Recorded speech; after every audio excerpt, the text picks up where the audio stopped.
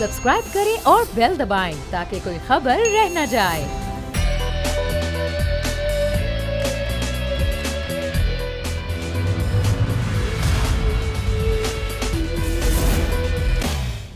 बिस्मिल्लाहिर्रहमानिर्रहीम, अस्सलामु अलैकुम। प्रोग्राम में मैं सुमैया रिजवान आपको वेलकम करती हूँ। नाजरीन, हमेशा जब भी जनरल इलेक्शंस होते हैं, चाहे जनरल इलेक्शंस हो, बाई इलेक्शन हो, धांधली की बातें की जाती हैं, धांधली की गूंज हमें सुनाई देती है। किसी भी इलेक्शन को हारने वाली जमात कबूल नहीं करती है, वो हमेशा धांधली का इल्ज़ाम लगाती है। हुकूमत ये समझती है कि इस धांधली को रोकने का एक ही ज़रिया है, इलेक्ट्रॉनिक वोटिंग मशीन, जिसको लाने की पहले बात की गई। उसके बाद जब अपोजिशन नहीं मानी तो हुकूमत ने कहा कि हम इस पर कानून साजी करेंगे। बहुत दफ़ा हुकूमत ने मनाने की कोशिश की, गो कि अपोजिशन इस बात को भी नहीं मानती कि हुकूमत ने उनसे इस पर कोई बात भी करने की कोशिश की गई है। इलेक्ट्रॉनिक वोटिंग मशीन को ट्राई किया गया, गो कि इलेक्शन में तो ट्राई नहीं किया गया, वैसे ही किस तरह वो काम करेगी इसके डेमोस्ट्रेशन दिखाई गई अपोजिशन को भी, वुज़रा को भी, पार्लियामेंटेरियंस, तमाम पार्लियामेंटेरियंस को भी, सहाफ़ियों को भी। अब उसके बाद कानून साजी भी हो गई है इलेक्ट्रॉनिक वोटिंग मशीन पर, और ये कानून बन गया है कि अब इलेक्शन इलेक्ट्रॉनिक वोटिंग मशीन के ज़रिए होंगे। फवाद चौधरी की जो गुफ्तगू मैंने अभी आपको सुनाई, उसमें वो ये कह रहे हैं कि अब कानून के मुताबिक जो इलेक्शन होने हैं, इलेक्शन कमीशन पाबंद है कि इलेक्ट्रॉनिक वोटिंग मशीन पर ही इलेक्शन करवाएगा, क्योंकि इलेक्शन कमीशन अपने एतराज़ात जमा करवा चुका है इलेक्ट्रॉनिक वोटिंग मशीन पर कि इसको हैक किया जा सकता है, ये इलेक्ट्रॉनिक वोटिंग मशीन में एल्फी डाली जा सकती है, और मिसाल के तौर पर बहुत सारी चीज़ें हैं जिस पर एतराज़ इलेक्शन कमीशन उठा रहा है। फवाद चौधरी ने कहा कि अगर इलेक्शन कमीशन ने इससे इलेक्ट्रॉनिक वोटिंग मशीन से इलेक्शन नहीं करवाए तो फिर हम उनको फंड्स भी नहीं दे सकेंगे। तो क्या ऐसा हो सकता है? क्या इदारों का फंड्स रोका जा सकता है? ये सवाल मैं अपने प्रोग्राम में इस हिस्से में ज़रूर उठाऊंगी। हमारे मेहमान हमारे उनको हम वेलकम कहेंगे।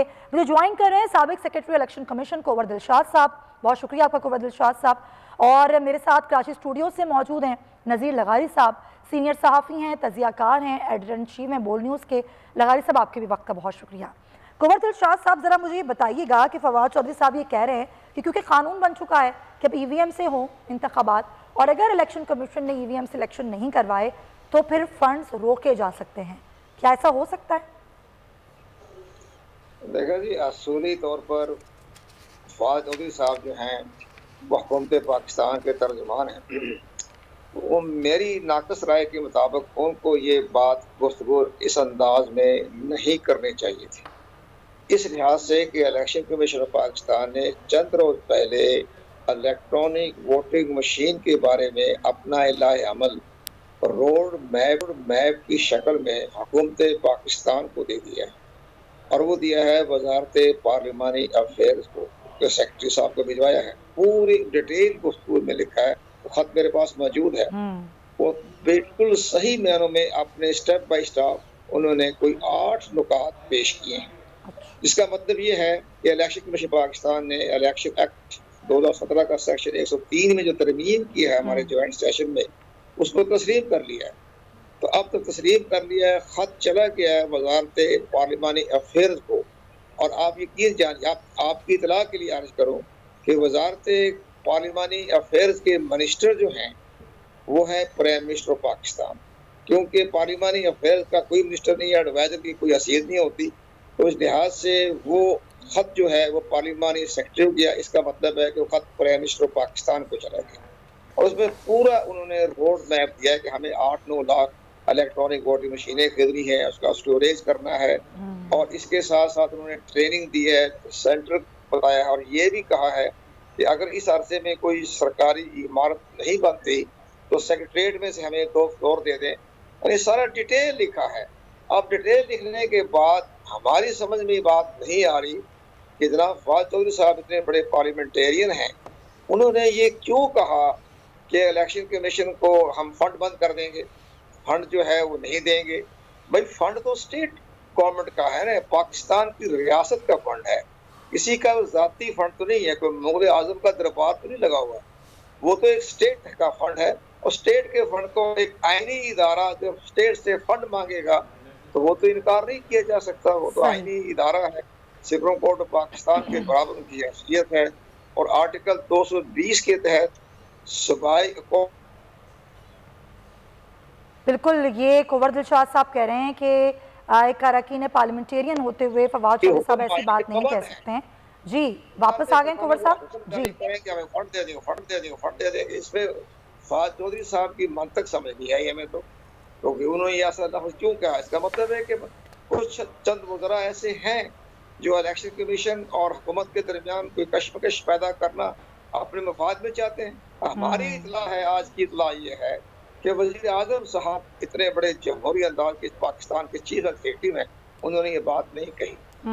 ये बिल्कुल नहीं कहा उन्होंने, बिल्कुल बात नहीं। वो बड़े मंतक से बात करते हैं प्राइम मिनिस्टर साहब, तो प्राइम मिनिस्टर साहब ने ऐसी कोई बात नहीं कही। हमारी आज की इतला है, तो हमें ये सवाल करना चाहते हैं कि जनाब मिस्टर फवाद चौधरी साहब, चीफ इलेक्शन कमीशन ने तो खत लिख दिया चंद रोज पहले वजारत पार्लिमानी अफेयर्स को कि तमाम रोड मैप दे दिए हैं। उन्होंने कहा जी हमें तो कोई इतराज नहीं है, हमारे ये मामलात है, ये लॉजिस्टिक है, फीलिंग है, वो दूर कर लें। अभी दूर करने का काफी टाइम है, दूर भी हो जाएगा। और ये भी कहा चीफ इलेक्शन कमिश्नर ने कि हमें अगर अपना सेक्रेटरीट में जो कोसार सेक्रेटरीट नया बना है, बहुत शानदार बना है, उसके 2 फ्लोर दे दें हमें, ताकि हम इलेक्ट्रॉनिक वोटिंग मशीन वहाँ डंप कर दें, स्टोरेज कर दें, एयर कंडीशन बिल्डिंग है वो। तो सारी बातें तो इलेक्शन कमीशन बड़ी एमिकेबली खुश असलूबी से बात कर रहा है। जब उन्होंने हुकूमत की तर्जमान की तरफ से स्टेटमेंट आया तो फिर इलेक्शन कमीशन ने अपने बाखबर जराए के हवाले से शटअप कॉल दे दी, तो बड़ा सख्त शटअप कॉल दी है। और अब भी जब वक्त आएगा तो चीफ इलेक्शन कमीशन बताएगा, जो प्राइम मिनिस्टर ने जो पार्लिमानी अपने 4-5 मिनिस्टरों पर मुश्तमिल जो उन्होंने कमेटी बनाई है, तो जो कमेटी मिलने जाएगी परसों चीफ इलेक्शन कमीशन से, तो चीफ इलेक्शन कमीशन उनसे ये सवाल करेंगे कि जब मैंने खत लिख दिया, अपनी राय दे दी, अपना रोड मैप दे दिया, तो मेरे खिलाफ ये बात, इलेक्शन कमीशन के खिलाफ ये बात करने की जरूरत क्यों पेश? बिल्कुल सही, बिल्कुल सही। कुंवर दिलशाद साहब बहुत शुक्रिया आपके वक्त का। बड़ी जायज़ बात आप कर रहे हैं कि जब एक खत लिख दिया गया पार्लिमानी अफेयर और बता दिया गया किस फिजिबिलिटी के तहत ये काम होगा, तो तरीक़ेकार तो बताया जाएगा। उस पर ये तासुर कैसे गया कि इलेक्शन कमीशन चाहता नहीं है कि इलेक्ट्रॉनिक वोटिंग मशीन के ज़रिए इलेक्शन किए जाएँ। लगारी साहब आपको समझ आ रही है कि ये कौन दे रहा है ये तासुर कि एक खिंचाव की फ़ज़ा पैदा हो इदारों में और हुकूमत में? जो बात कर रहे हैं वही ये तासुर भी दे रहे हैं और वो पैदा भी कर रहे हैं इदारों के दरमियान। और एक बार नहीं कई बार कह चुके हैं, उनको जानते हुए कि ये जो इदारा है इलेक्शन कमीशन पाकिस्तान, इसके पास जुडिशल पावर्स भी हैं। ये इदारा किसी को किसी वक्त भी ट्रायल करने के बाद फैसले के नतीजे में नाअहल करार दे सकता है। अगर यही साबित हो जाए कि ये तौहीन हुई है इलेक्शन कमीशन ऑफ पाकिस्तान की, और बिलाशुबा हुई है, एक भी नहीं कई बार हुई है, जो इनकी तरफ से हुई है, जनाब चौधरी साहब की तरफ से, फवाद चौधरी साहब की तरफ से, उसकी तरफ से और सवाती साहब की तरफ से, तो मेरे ख्याल में रिलेक्टेंट है इलेक्शन कमीशन कार्रवाई करने से। अगर वो कार्रवाई करना चाहे और इन पर नोटिस देकर इनको बुलवा ले और ये उनके ऊपर ये कहे कि ये इससे इलेक्शन कमीशन की तौहीन हुई है, तो वो जुडिशल कार्रवाई कर सकता है और वो इन्हें नाअहल भी करा सकता है, जेल भी भेज सकता है। ये दोनों कार्रवाइयाँ जो है वो इलेक्शन कमीशन ऑफ पाकिस्तान की है और इससे पहले ये हो चुका है। और पाकिस्तान के एक साबिक वज़ीर या मरहूम अब्दुल हफीज़ पीरज़ादा, उनको जेल भेजा गया था इलेक्शन कमीशन के बारे में कोई जुमला कहने पर। वो जुमला मौलवी मुश्ताक के बारे में था और उनको जेल भेज दिया गया था। और ये जो रोज़ाना चढ़ाई कर देते हैं बिला नागा जनाब फवाद चौधरी साहब, कहीं ना कहीं किसी न किसी जलसे में, निजी गुफ्तगू में, प्रेस कॉन्फ्रेंस में, मीडिया टॉक में ये जो कहते रहते हैं इलेक्शन कमीशन पर चढ़ाई करते रहते हैं, तो इलेक्शन कमीशनर बहुत रिलेक्टेंट है और इस सिलसिले में बहुत ज़रूरत से ज़्यादा एहतियात से काम ले रहा है बहुत सी चीज़ों के बारे में। अब बहुत से लोग सवाल कर रहे हैं कि जनाब वो क्या हुआ फॉरेन फंडिंग केस का, उसका कोई फ़ैसला नहीं आया। बहुत से और मामला थे जिनका फ़ैसला आना था, और ये जो इनको नोटिस भेजे गए थे, इनको क्या हुआ वो जरा को ये जो कह रहे हैं कि हम बंद कर देंगे, मांगी लेकिन तहरीरी माफीनामा भी जमा नहीं कराया, जिसकी आप बात कर रहे हैं। नुफ्का बंद कर देंगे, इलेक्शन कमीशन के फंड्स बंद कर देंगे। भाई आप कौन होते हैं इलेक्शन कमीशन के फंड्स बंद करने वाले? आप इदारों से, अफराद कैसे इदारे से बात कर सकते हैं? एक फ़र्द, वज़ीर एक मिनिस्टर है, एक फ़र्द है, और वो उस वक्त एक एंटिटी बनेगा जब काबीना के इजलास में बैठा होगा तो वो एक एंटिटी के तौर पर बात करेगी। आपको लगता है हुकूमती तर्जुमान की हैसियत से ज़ाहिर उन्होंने बात की है, तो हुकूमत का भी यही मौक़िफ़ होगा, फिर वज़ीर आज़म का यही मौक़िफ़ होगा? वज़ीर आज़म के बारे में बड़ी अच्छी खुश अखलाक़ी के साथ और खुशगुमानी के साथ बातें की फवाद दिलशाद अहमद साहब ने, और लोग भी कहते हैं, लेकिन वज़ीर आज़म ही के कहने पर ये सारी बातें होती हैं। वज़ीर आज़म अंदर से बहुत खुश होते हैं, बाहर से भी बहुत खुश होते हैं जब इस तरह की लंबी बातें छोड़ी जाती हैं वज़रा की तरफ से। वज़रा को वो हल्ला शेरी कहते हैं ना, हल्ला शेरी देते हैं कि जनाब चढ़ जाएँ फलां पर और फलां के ऊपर ये बात कर दें। तो वज़ीर आज़म की तरफ से भी हो रहा होगा, सही है। लेकिन ये हो नहीं सकता है कि एग्जीक्यूटिव ब्रांच जो है रियासत की, वो एक और ब्रांच को, इलेक्शन कमीशन एक इदारा है, एक इंस्टीट्यूशन है और वो आज़ाद इदारा है। आज़ाद इदारे को आप ये धमकी नहीं दे सकते कि हम तुम्हारे फंड बंद करने के।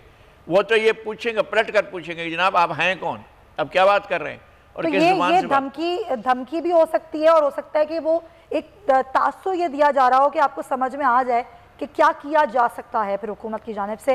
खैर जो भी है, मामला थोड़ा बेहतर होगा कि फवाद चौधरी साहब खुद भी अपने बयान की वजाहत करें कि वो क्या कहना चाह रहे हैं, उनका अपना ज़ाती है। ज़ाहिर हुकूमती तर्जुमान की ऐसे से उन्होंने बात की तो वज़ीर आज़म भी यही समझते हैं और बेहतर ये होगा कि इदारों से भी पूछ लिया जाए कि इदारे अगर आपको एक फिजिबिलिटी बना के दे रहे हैं, एक रोड मैप दे रहे हैं तो उसको समझ भी लें, कोई इस तरह की खिंचाव की जो फ़ज़ा है वो पैदा ना की जाए। पॉइंट टेकन गारी साहब। एक और नूर मुकद्दम कत्ल केस जिसमें बड़ी अहम डेवलपमेंट सामने आई है, बल्कि मैं कहूँ तो बड़ी चालाकियाँ सामने आ रही हैं जो मुल्ज़िम ज़ाहिर जाफ़र उनके वकील की जानिब से, और उन्होंने अपने मौक्किल को जहनी मरीज़ करार देने के हवाले से एक मेडिकल रिपोर्ट अदालत में जमा करा दी। और ये कहा जा रहा है कि अगर मेडिकल रिपोर्ट जमा कराने के बाद अगर ये कहती है अदालत कि हाँ ये जहनी मरीज़ है तो ये केस मुअत्तल भी हो सकता है। क्या सूरत हाल रही? नईम अज़हर से ज़रा बात करते हैं, हमारे नुमाइंदे मौजूद हैं। नईम, ये नूर मुकद्दम कत्ल केस जिसमें बड़ा अहम मोड़ आया और मुल्ज़िम ज़ाहिर जाफ़र की वकील ने दरख्वास्त जमा कराई, क्या कहा क्या है इस मेडिकल जो एप्लीकेशन, इसमें क्या कहा गया है? जी बिल्कुल, ये नूर मुकद्दम कत्ल केस की आज एक और समाअत थी जिसमें आज एक अहम डेवलपमेंट ये हुई है कि आज नूर मुकद्दम की जानिब से नूर मुकद्दम के जो मरकजी मुल्ज़िम है ज़ाहिर जाफ़र, उनके वकील की जानिब से एक जो रिपोर्ट दरख्वास्त है वो अदालत में दायर की गई है और उस दरख्वास्त में ये मौक़िफ़ इख्तियार किया गया है कि जो ज़ाहिर जाफ़र है वो क्रॉनिक पेशेंट है, साइको का मतलब जहनी मरीज है। और उसमें ये भी इस्तदा की उसमें ये मौक़िफ़ इख्तियार किया गया है कि वो एक जहनी मरीज है और वो टेंटा हवाले से, और इस्तदा ये की गई है कि इसका मेडिकल चेकअप करवाया जाए, मेडिकल बोर्ड बनवाया जाए। तो ये दरख्वास्त अदालत में दायर की गई है। और इसके अलावा आज एक अहम गवाह जो जाए वकूआ पर जिस दिन कत्ल हुआ सबसे पहले जो पुलिस ऑफिसर वहां पर पहुंचा था उसका बयान रिकॉर्ड किया गया है। उस पुलिस ऑफिसर ने अपना बयान रिकॉर्ड करवाते हुए ये कहा कि जब वो कमरे में गए, पीछे तो उन्होंने अपनी डिटेल बताई और उन्होंने जो कमरा था जाए वकूआ उसके बारे में बताया कि जब वो कमरे में गए तो एक लाश पड़ी हुई थी जिसका सर कटा हुआ था। बताया कि कमरा से उन्हें एक पिस्टल मिला, गोलियां मिली, एक चाकू जो था वो खून में लथपथ चाकू जो था वो। अच्छा नहीं, जरा ये बताइएगा, सॉरी टू कट यू, कि जब जुलाई से लेकर अब तक ये समाअत चल रही है तो इससे पहले इस तरह की कोई मेडिकल के हवाले से दरख्वास्त नहीं सामने आई मुल्ज़िम ज़ाहिर जाफ़र के वकील की तरफ से? जी बिल्कुल, इस हवाले से ये अहम चीज ये है कि शुरू से ही हम एक्सपेक्ट कर रहे थे कि इस केस को इस तरफ लेकर जाया जाएगा कि मुल्ज़िम एक जहनी मरीज है। जो मुद्दई के वकला हैं वो भी ये कह रहे थे कि शाह काबर एडवोकेट, उन्होंने भी आज ये कहा कि हम ये सोच रहे थे कि ये किसी लेटर स्टेज पर आएगी, लेकिन अभी उन्होंने ये दरख्वास्त दे दी है जिसमें ये उन्होंने ये जो है रेज करने की कोशिश की है कि मुल्ज़िम जहनी मरीज है। और आपने देखा होगा कि पहले समातों पर जो मुल्ज़िम है वो आता था और कमरा अदालत में वो ऑल फॉल बोलता भी था। तो इस हवाले से उसी चीज को और पिछले कुछ समातों में इस तरह की हरकतें भी मरकजी मुल्ज़िम ने की हैं। बहुत शुक्रिया आपका नईम अज़हर, हमें समात की सूरत हाल बता रहे थे। लगारी साहब, ये तो वही डिलेइंग टैक्टिक्स है जिसकी बात बार बार की जाती रही कि नूर मुकद्दम कत्ल केस को डिलेइंग टैक्टिक्स के जरिए डिले किया जाएगा, कुछ इस तरह की चीज़ें की जाएंगी कि जितना ये आगे बढ़ता रहे और अभी एकदम अचानक से ये साबित करने की कोशिश की जा रही है कि ज़ाहिर जाफ़र जो है वो एक जहनी मरीज़ है। देखिए, हमारे क्रिमिनल जस्टिस सिस्टम में बहुत से लेकुनाज हैं, बहुत सी ऐसी चीज़ें हैं कि आपने अक्सर ये सुना होगा कि बिल्कुल क्लियर कट केस होता है, बाद में पता चलता है कि मुल्ज़िम का ज़हनी तवाज़ुन ख़राब था, बरी किया जाता है, ये शक का फ़ायदा देकर इनको बरी कर सकता है, बेनिफिट ऑफ डाउट देते हुए इनको अलग किया जाता है। तो इस तरह के मामलात हुए हैं। एक खुले कचेरी में दिन दहाड़े मुजफ्फरगढ़ के एक इलाके में दिन दहाड़े खुली कचेरी लगाई गई, सैकड़ों लोग मौजूद थे, उसमें एक औरत को निशाना बनाया गया बेदर्दी के साथ, और फिर उस औरत के चीखने, दुनिया भर में चीखने के बावजूद उसे इंसाफ भी नहीं मिला। आपके सामने की बात है मुख्तार में का दिन को वाक़या हुआ था, ये रात में नहीं हुआ था, तारीख में नहीं हुआ था, दिन दहाड़े हुआ था, उसको इंसाफ नहीं मिला। और वो तो एक छोटे से इलाके के छोटे से जिम्मेदार थे जिन्होंने कानून को मोम की नाक बनाकर और ये कर दिया था कि जनाब ऊपर तक चला गया मामला, लेकिन उसको इंसाफ नहीं मिल सका। तो इस मामले में बड़े लोग हैं भाई, बहुत बड़ा खेल है, बड़े बड़े लोग हैं, इनके जो मुलजिम है उसके वालिदैन बड़ी हैसियत वाले हैं, अगरचे नूर मुकद्दम के वालिदैन हाई प्रोफाइल केस है जी, लेकिन हाई प्रोफाइल केस होने के बावजूद वो भी भाई हाई प्रोफाइल केस था। आपको पता है कि इस तरह से हिलेरी क्लिंटन साथ में ले लेकर मुख्तारा मई को पूरे अमेरिका में फिर रही थी, उस वक्त उसको नहीं मिला इंसाफ भाई।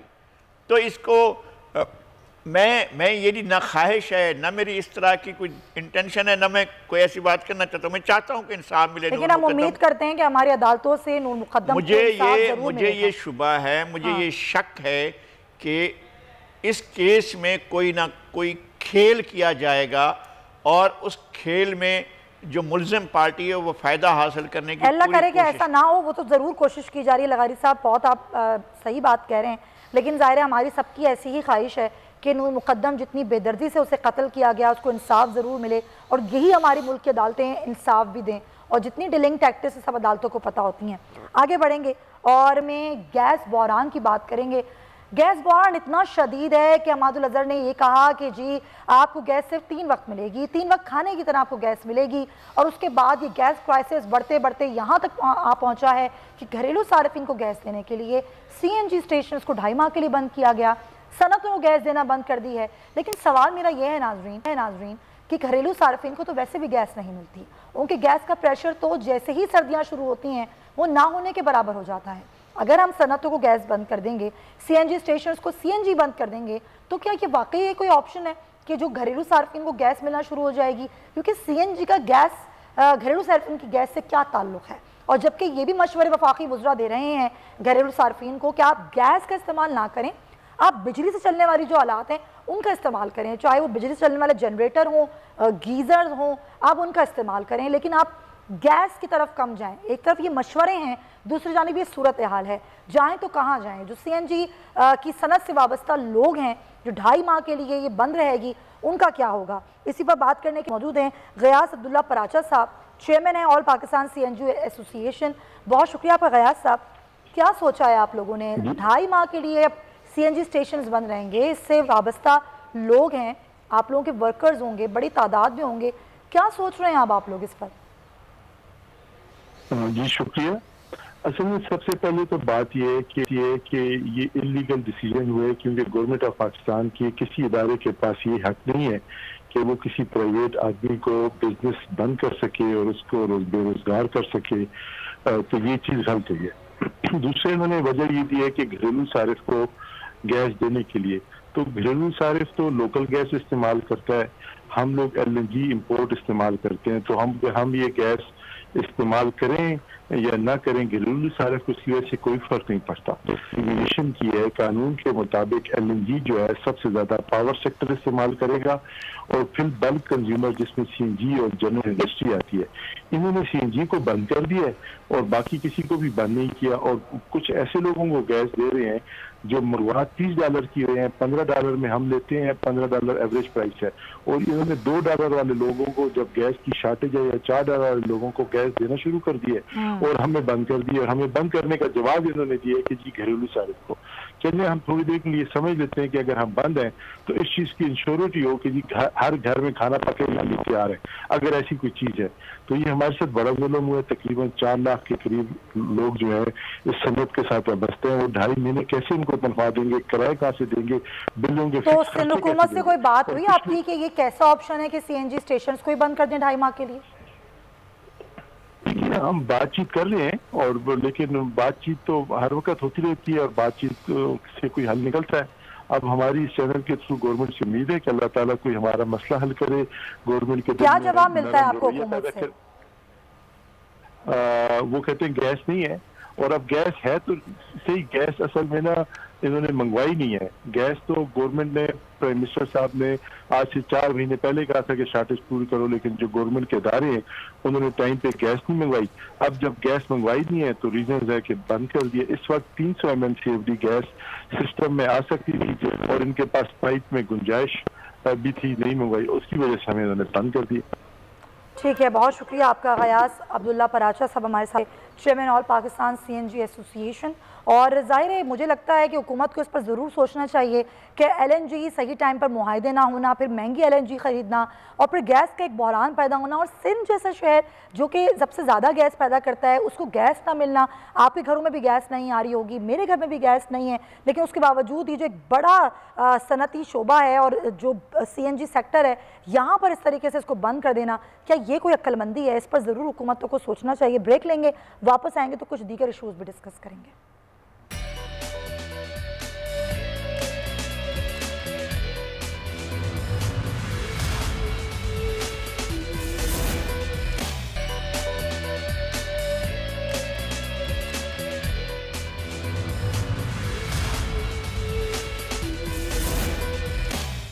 नाजरीन, लोग खुदकुशी क्यों करते हैं? ये एक ऐसा बुनियादी सवाल है जिसका सामना हम सबको ज़िंदगी में कभी ना कभी करना पड़ता है। हर खुदकुशी करने वाला अपने बाद एक बुनियादी सवाल छोड़ जाता है कि आखिर उसने खुदकुशी क्यों की। क्या वो बेरहम ज़िंदगी से इस कदर तंग और मायूस था, या फिर उसके हालात ऐसे थे कि उसने मौत को गले लगा लिया? मुल्क भर में जहाँ महंगाई, गुर्बत और बेरोज़गारी है और वहाँ पर इजाफा भी होता जा रहा है, वहीं नौजवानों में खुदकुशी के वाक़यात में भी खौफनाक हद तक इजाफा हो रहा है।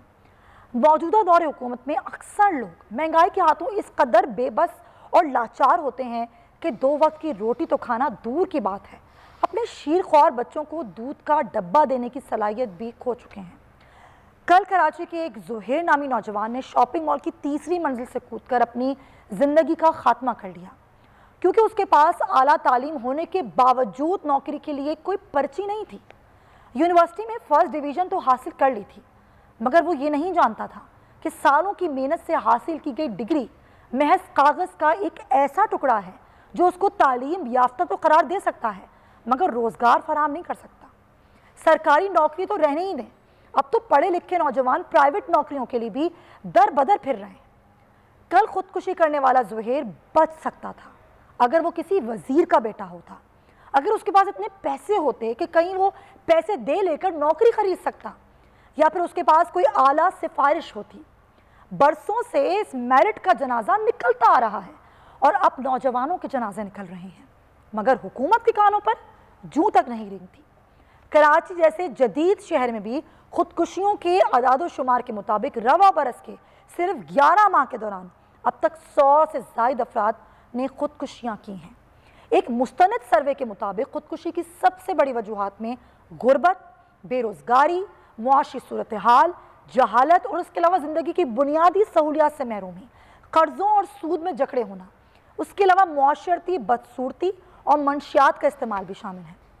इन वाक़यात से इस बात का बखूबी अंदाज़ा लगा सकते हैं आप कि मौजूदा नस्ल हुक्मरानों से कितनी मायूस हो चुकी है, बल्कि बर्दाश्त की क़ुव्वत भी उनमें ख़त्म हो गई है। उनको सिवाय मौत को गले लगाने के अलावा उनको अब कोई रास्ता नज़र ही नहीं आता।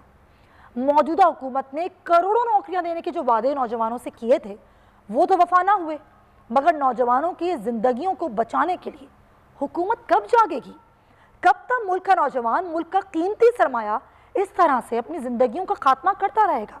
मैं ये नहीं कह रही कि खुदकुशी की जाए, मैं इसकी सख्त मुखालिफ हूँ, क्योंकि खुदकुशी हराम है। अल्लाह ने इसको हराम करार दिया है, ये अल्लाह की अमानत है, हम इसको नहीं ले सकते। लेकिन ये तो सोचिए कि इंसान अपनी कैसी कैफियत में होता है और डिप्रेशन की किस स्टेज पर होता है कि वो अपनी जान ले लेता है। इस पर हम आज बात, और हमारे मेहमान हमारे साथ मौजूद हैं, जी बताइए। मुफ्ती अबू मोहम्मद साहब हमारे साथ मौजूद हैं, ज़फ़र अब्बास हमारे साथ मौजूद होंगे JDC से, और डॉक्टर मुईज़ हमारे साथ हैं, साइकोलॉजिस्ट हैं।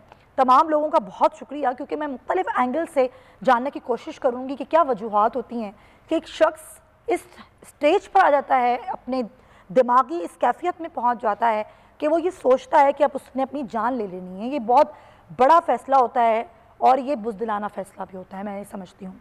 डॉक्टर मोईज़ साहब, आपसे गुफ्तगू आगाज़ करना चाहूँगी। क्या वजह होती है, क्या ऐसा डिप्रेशन की ऐसी कौन सी स्टेज होती है, इंसान किस हद तक मायूस हो चुका होता है अपनी ज़िंदगी से या अपने इर्द गिर्द के मसाइल से कि अपनी जान ले लेता है? क्या उससे पहले कुछ हो सकता है? क्या समझ सकते हैं हम कि एक शख्स जो मेरे सामने बैठा हुआ है वो एक ज़हनी कशमकश का शिकार है और वो किसी भी वक्त अपनी जान ले सकता है? बिस्मिल्लाहिर्रहमानिर्रहीम जी, मेरी आवाज़ आ रही है? बिल्कुल आ रही है सर, प्लीज़। अच्छा जी, पहले तो ये समझ लें कि खुदकुशी करने वाले लोगों में दो इकसाम होती है। एक तो वो होते हैं जिनमें टेंडेंसी होती है खुदकुशी की, सुइसाइडल टेंडेंसी होती है, और अक्सर ऐसे लोग जो होते हैं वो ज़हनी मरीज होते हैं, यानी क्रॉनिक या एक्यूट डिप्रेशन के मारे होते हैं, बाइपोलर डिसऑर्डर, ये नफ्सियाती बीमारियां होती हैं।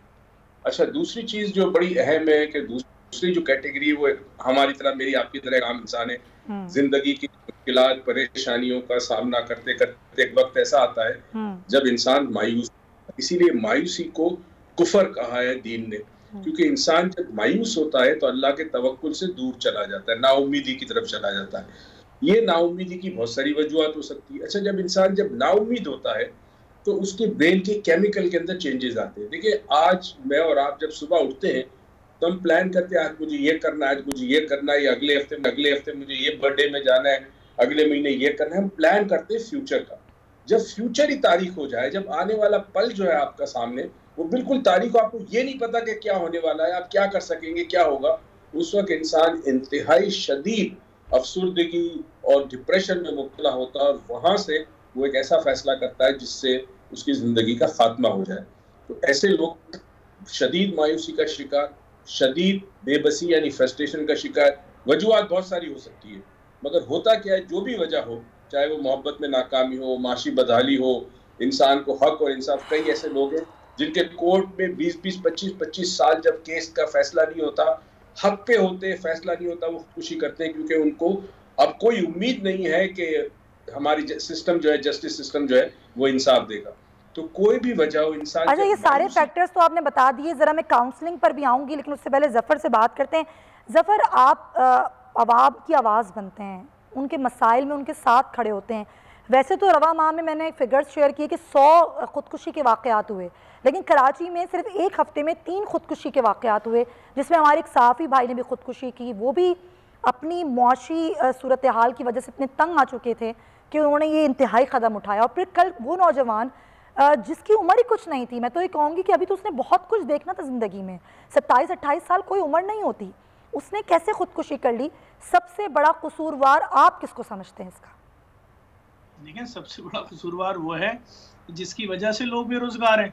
सबसे बड़ा कसूरवार वो है जो एक साल जो पास होके बच्चे इस शहर में, जहाँ की आबादी 4-4.5 करोड़ है, वहाँ से जो पास आउट हो गए यूनिवर्सिटी से लड़के निकल रहे हैं, लड़कियाँ निकल रही हैं, और आगे रोजगार के कोई रास्ते नहीं है। ये कौन फराहम करेगा? ये रास्ते फराहम करना किसके? तो ये तो जिनकी जिम्मेदारी है वो लोग जिम्मेदार है ना। सही है।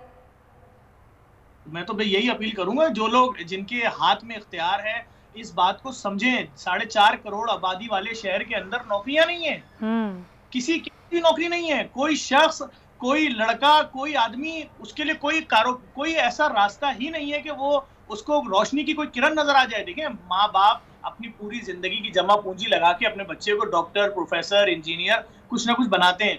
अब उसके बाद उनको क्या उम्मीद होती है कि हमारी एज हो गई है 65 साल, 60 साल, ये अपनी बहनों को यानी हमारी बेटियों को घर का किराया और दीगर तमाम चीजें ये अब संभालेगा।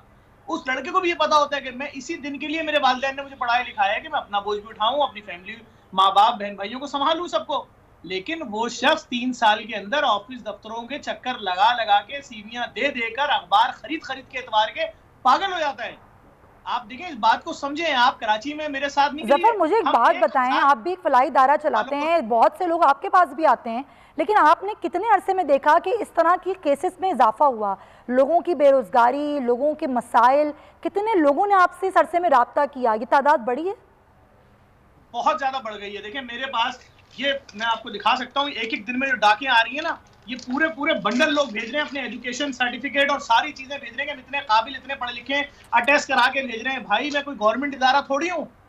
आज सुबह मेरी एक जगह बात हो रही थी, उन्होंने मुझे बताया कि नहीं देखें बाहर मुल्क में भी महंगाई हुई है। मैंने कहा बाहर मुल्क में महंगाई हुई है? मैंने कहा अंडे कितने रुपए दर्जन है आपके यहाँ? उन्होंने कहा $1 जाते हैं जी, 1 दर्जन से ज्यादा। मैंने कहा $1 160 रुपए हो गया पाकिस्तान में, दिला दें मुझे आप 160 के 1 दर्जन अंडे। 17-18 रुपए का एक अंडा हो गया है।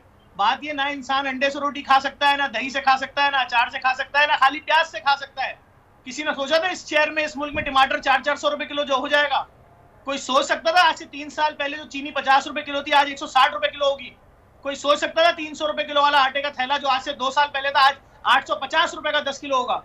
बात यह है कि अगर आपने महंगाई 3 गुना और 4 गुना कर दी है, लोगों को कंपनियां निकाल रही हैं कि हमारे पास एक्सपेंस इतने ज्यादा हैं, हम नहीं बर्दाश्त कर पा रहे। बहुत सारे लोग बोल रहे हैं हमारी कंपनियां तो ब्रेक इवन पे चल रही है, हमारे पास प्रॉफिट ही नहीं आया है, 6 महीने से कोविड के बाद से हम तबाह हाल हैं। आप उसके बाद कह रहे हो जी हम कराची में पैदा होने वाले शख्स को नौकरी देंगे तो कोटे की शर्त पे देंगे। अरे भाई कराची में जो शख्स पैदा हो रहा है वो चाहे उर्दू स्पीकिंग हो, सिंधी हो, पंजाबी हो, सराइकी हो, कश्मीरी हो, गिलगिती हो, कोई भी हो, अगर उसके डोमिसाइल पे लिख दिया गया है कराची, तो अब ये नौकरी आपके लिए नहीं है। क्या करेंगे लोग? कल ही एक बहुत बड़े सियासतदान तकरीर कर रहे थे, कराची से इंडस्ट्रीज भी जा रहे हैं छोड़ छोड़ के। तो आप उसके बाद की सूरत हाल सोचेंगे होगा क्या? अभी आज सुबह हम सोकर उठे तो हमें मालूम हुआ जी हाई कोर्ट बार के एक वकील को मार दिया गया रोड के ऊपर। वीडियो भी आ गई, सुकून से 2 लोग आए, बाइक से उतरे, आराम से गोलियां मारी, चले। बहुत ही बिल्कुल आप सही कह रहे हैं। किसी की जान लेना या अपनी जान लेना, मुझे लगता है ये बहुत ही आसान हो गया। मतलब ये तो कोई खेल हो गया है। हमें बेरोजगारी का खात्मा करना पड़ेगा, अगर हम क्राइम रोकना चाहते हैं, बिल्कुल खुशियां रोकना चाहते हैं, लड़ाई झगड़े आफतें, लोग जहनी मरीज हो गए, लोगों में बर्दाश्त खत्म हो गए। जफर मैं आती हूँ आपकी जानिब, दोबारा आती हूँ, मुफ्ती साहब से भी जरा बात करते हैं। मुफ्ती साहब देखिए हमारे दीन में खुदकुशी हराम है, वैसे भी अपनी जान लेना ये कोई पसंदीदा अमल किसी के लिए नहीं होता। जो शख्स किस मेंटल लेवल पर होता है कि वो अपनी जान लेने का सोचता है। लेकिन मेरा सवाल आपसे ये है कि बहैसियत जो उलमाए कराम वो किस तरह अपना रोल अदा कर सकते हैं कि हम जुमे के खुतबों में ये चीज़ लोगों को बावर कराएं कि आप किसी भी मेंटल कंडीशन में हों, किसी भी स्टेज पर पहुंच जाएं, लेकिन आपने ये इंतहाई कदम नहीं उठाना। आप क्या समझते हैं इसमें उलमाए कराम का रोल कैसे हो सकता है? बिस्मिल्लाहिर्रहमानिर्रहीम। सबसे पहले तो आपका बहुत बहुत शुक्रिया, आप इस नाजुक टॉपिक पर आपने उन्वान छेड़ा और मीडिया पर इसको लेकर आए, बहुत बहुत शुक्रिया आपका। और मुझे भी मदऊ करने का बहुत शुक्रिया। गुजारिश ये है कि जो उन्वान आपने छेड़ा है, जिस तरह तशरीह आपने खुद कर दी कि खुदकुशी हराम है, इस आपके सवाल का सबसे खूबसूरत पहला जवाब तो हजरत सैयदना अमीरुल मोमिनीन सैयदना फारूक आज़म रज़ी अल्लाह तआला अन्हु का वो फरमान अली शान है कि जिसमें वो फरमाते हैं कि दरियाए फुरात के किनारे पर एक कुत्ता भी भूखा और प्यासा मरे तो उसका जवाब देर उम्र होगा। तो ये बात साबित करे खुदकुशी के जो पीछे उनसर होता है वो मेन हुक्मरान तबका होता है। खुदकुशी की 2 बुनियादी होती हैं, जितनी वजह भी आप निकाल लें। पहली गुर्बत और बेरोजगारी होती है, और दूसरी वजह जो होती है वो लाशऊरी होती है। लाशऊरी हमारे मुल्क में इतनी है कि हम इस्लाम के फलते फूलते गुलशन को किसी भी तरीके से ऊपर आने ही नहीं देते, और ना ही उसके तहत आज तक हमने निज़ाम तालीम बनाया, जिसकी वजह से शऊर और आगाही की इतनी लाइल्मी की इतनी बेइंतहा है कि किसी को शऊर और आगाही है ही नहीं। और दूसरा गुर्बत और बेरोजगारी इस कदर बढ़ा दी गई है कि मेरे ख्याल में वो जिन लोग हैं उसके मुकाबले में देखा जाए तो हॉस्पिटल जिन लोगों से भरे हुए हैं वो ज़हनी टेंशन है, ज़हनी तनाव है। आज अस्पतालों में कितने ज़्यादा लोग हैं, और ये सिर्फ 1, 2, 3, 4, 5, 10 या 100, 150 वाक़यात ऐसे हैं जो सामने आ जाते हैं, रिकॉर्ड पर आ जाते हैं, मीडिया पर आ जाते हैं, आप लोगों के पास आ जाते हैं, उजल है। इसके पस मंज़र में सैकड़ों वाक़यात ऐसे हैं जो सामने आ ही नहीं पाते। तो ये जो हुक्मरान का कलम होता है ये माशी तौर पर या तो गरीब आवाम को फलाह मुहैया करता है, गरीब आवाम को निवाला और रिस्क मुहैया करता है, या उनकी मौत पर दस्तखत होते हैं। तो ये जितनी पॉलिसियां बनती हैं ये कयामत में जितना अल्लाह ताला खुदकुशी करने वालों से हिसाब लेंगे उसके मुकाबले में इन हुक्मरानों से भी लेंगे कि जिन्होंने पॉलिसियां इतनी ऐसी बना दी हैं कि आज एक बंदा अपने सामने अपने बच्चों को भूखा नहीं दे सकता, अपनी बीवी को भूखा नहीं दे सकता, अपनी माँ को दवाई के बगैर भी बच्चों को बगैर मेडिसिन। इतनी अफसोस की बात है कि एक बाप के पास अपने बच्चे को दूध पिलाने के लिए, एक वक्त का दूध पिलाने के लिए पैसे नहीं है, तो वो किस तरह की मेंटल कंडीशन में होगा। मुफ्ती साहब आपका पॉइंट आया। सर लगारी साहब से जरा बात करना चाहूंगी मैं, आपका पॉइंट आया सर, दोबारा आऊंगी आपकी जानिब।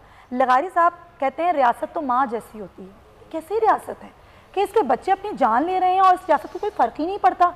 कौन गया ज़ुहैर के घर, कौन गया तुफैल के घर, किसने उनसे पूछा, कौन सा सियासतदान गया, किसी ने उसके बच्चों की, उसकी बीवी की दादरसी की कि भाई तुम्हारी बेटे के पास या तुम्हारे बाप के पास नौकरी नहीं थी, मैं बनूंगा तुम्हारा सहारा, या हुकूमत चलाएगी तुम्हारा घर। अब वो जाएं तो क्या, ना जाएं तो क्या, जो होना था वो तो हो ही चुका है ना। बात यह है कि ख़ुदकुशी के असबाब में सबसे बड़ा सबब नाइंसाफ़ी है। हमारे यहाँ एग्जीक्यूटिव, ये कहा जाता है ना रियासत के सतून है, अगर एग्जीक्यूटिव सतह पर नाइंसाफ़ी होगी तो सोसाइटी में मसावत नहीं रहेगी, तवाज़ुन नहीं रहेगा। अगर अदलिया में नाइंसाफ़ी होगी तो तवाज़ुन नहीं रहेगा। अगर पार्लियामेंट में नाइंसाफ़ी रहेगी तो तवाज़ुन नहीं रहेगा। अगर मीडिया में इंसाफ नहीं होगा तो तवाज़ुन नहीं रहेगा। ये इदारे समझे जाते हैं, हम तो वैसे ही इदारा समझाते हैं। इस सतून में जो रियासत का चौथा सतून है, इसके अंदर तो बहुत से वो पड़े हुए हैं, कीड़े पड़े हुए हैं, इसको दीमक लगी हुई है और इसको 47 साल से इसको लड़खड़ाने की हद तक रखा गया है ताकि छत गिर ना पड़े। तो वैसे मौजूद होने की बात है, बाकी किसी भी जगह पर इंसाफ नहीं है ना जी। अभी हम बात कर रहे थे एक केस की, जब सारे के सारे रुख नाइंसाफ़ी की तरफ जा रहे हों, जब सारे रास्ते नाइंसाफ़ी की तरफ जा रहे हों, जब कायदे आज़म की तस्वीर लगाकर नीचे बैठकर रिश्वत चल रही हो नौकरियों के लिए, जब वज़ीरों के दफ्तर, मुशीरों के दफ्तर, सेक्रेटरियों के दफ्तर नौकरियां बांटने के लिए नोट की तरफ देख रही हूं, तो फिर कहां से मिलेगी आपको इंसाफ?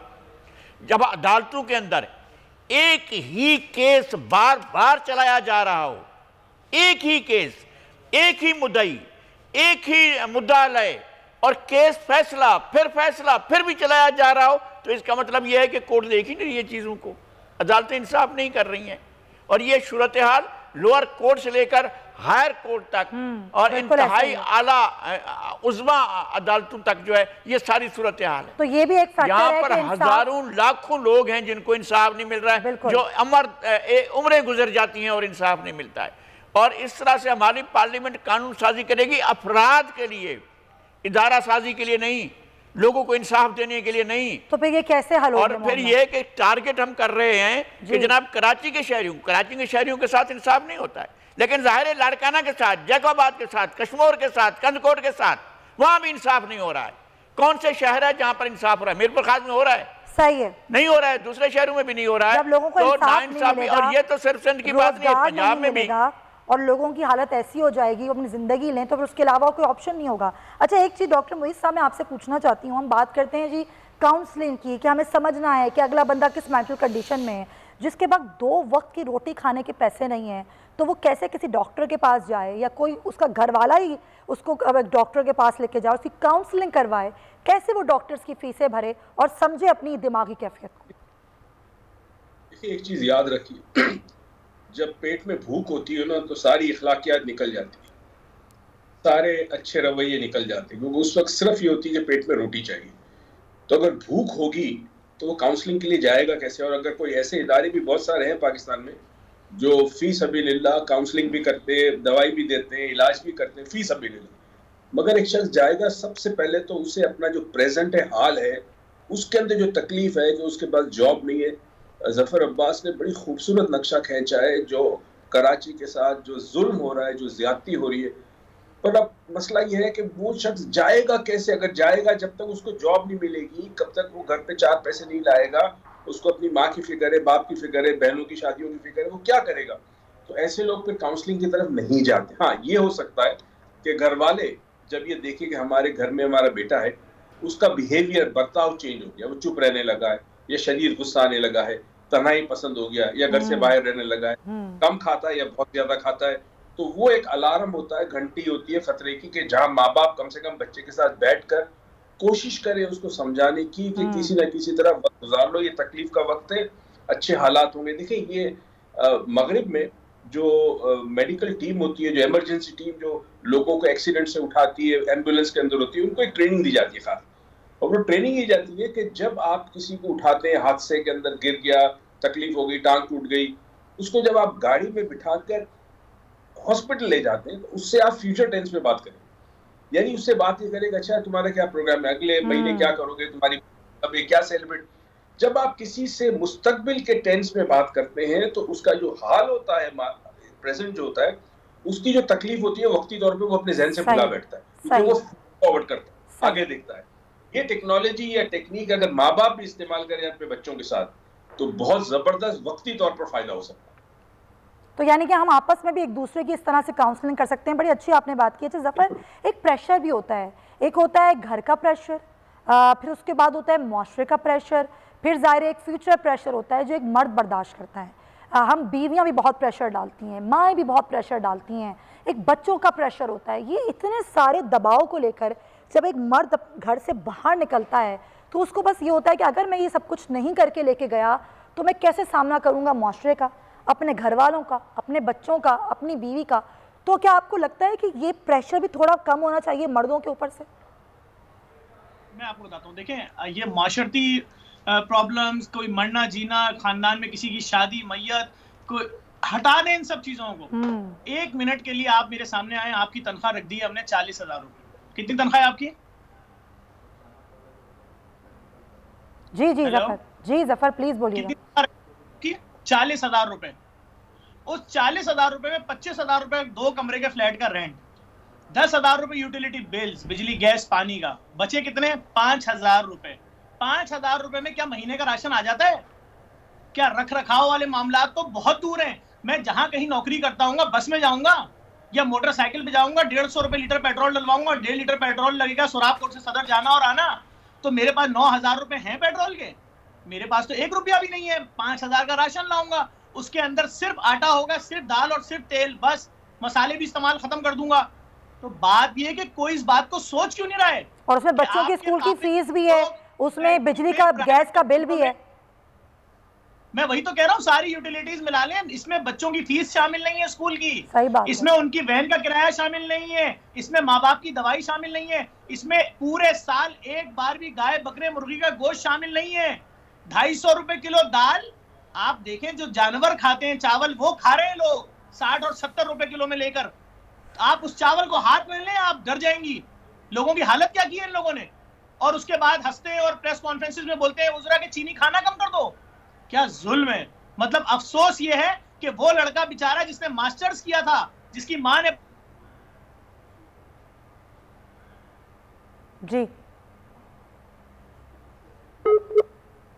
ज़फ़र से राब्ता मुनक़ता हुआ और ज़फ़र यही कह रहे थे कि वो माँ ने कैसे अपने बच्चे को तालीम दिलाई होगी पैसा खर्च करके और उसके ऊपर इतनी मेहनत की होगी, और आज उसका बेटा उसके दरमियान मौजूद नहीं है, उसने अपनी जान ले ली। मुझे साहब मैं बस आपसे ये पूछना चाहूँगी, मेरे पास तो अब अल्फाज ही नहीं रहे हैं कि ऐसे हुक्मरान जो इतने जालिम हुक्मरान हों, जिनके दौरे इक़्तिदार में लोग भूख से मर रहे हों, बेरोज़गारी से अपनी जान ले रहे हों, उनके लिए हुक्म क्या है, क्या सज़ा होगी उनको? बिस्मिल्लाहिर्रहमानिर्रहीम। पहला सवाल जो आपने मुझसे लिया था उसका जवाब मुकम्मल नहीं हो पाया। मैं आपके प्लेटफार्म से आज इस 1400 साल बाद, नबी करीम सल्लल्लाहु अलैहि वसल्लम के 1400 साल बाद जो बात कहना चाह रहा हूँ कि अल्हम्दुलिल्लाह मिंबर और मेहराब का जहाँ 100% दुरुस्त इस्तेमाल नहीं है, उसके बावजूद भी जितने लोग हल्का या अहबाब, जितना आज वो किसी भी मकतबा फ़िक्र से है, वो मजहबी लोगों से जुड़े हुए हैं, तो अल्हम्दुलिल्लाह उन लोगों में खुदकुशी का किसी किस्म का कोई रुझान नहीं पाया जाता। चाहे वो खानका से है, वो मदरसे से है, वो इदारे से है, वो किसी दीनी तबके से है। लेकिन ये जितना आज जो दर पदर बढ़ रही है कहीं कराची में और सर दीन से दूरी वाली बात तो ठीक है, वो सवाल मैंने आपसे किया था कि जुम्मे के खुतबों में भी तो उलमाए कराम को ये चाहिए कि उसमें ऐसे खुतबे दें, ऐसा कंटेंट दें जिससे लोगों की सही से तरबियत हो सके, कि मिंबर मेहराब का दुरुस्त इस्तेमाल किया जाए। और अल्लाह जल्ल शानहू की जात से जो उम्मीद की किरण है, अगर उलमाए कराम हर जुमे को इस पर अल्लाह की उम्मीद, अल्लाह की देन, अल्लाह का प्यार, अल्लाह की मोहब्बत जो है उसे बयान करना शुरू कर दें, तो ये खुदकुशी का जो रेशो है ये खुद ब खुद कम हो जाएगा। दीन से दूरी भी आप कह रहे हैं कि एक वजह से वक्त की कमी है। मुफ्ती साहब आपका दूसरा सवाल का जवाब नहीं आ सका, आपका बहुत शुक्रिया। नज़ीर लगाई साहब आपका भी, ज़फ़र अब्बास आपका भी, डॉक्टर मुईज़ साहब आपके भी। वक्त बहुत ही हसास मौजू है, बहुत ही तकलीफ दह मौजू है। रियासत की जिम्मेदारी है कि लोगों की जान की, उनके मुआश की जिम्मेदारी उठाए। अगर ऐसा ना हुआ तो एक बहुत बड़ा इंसानी अलमिया है जो जन्म ले सकता है। अल्लाह हाफ़िज़।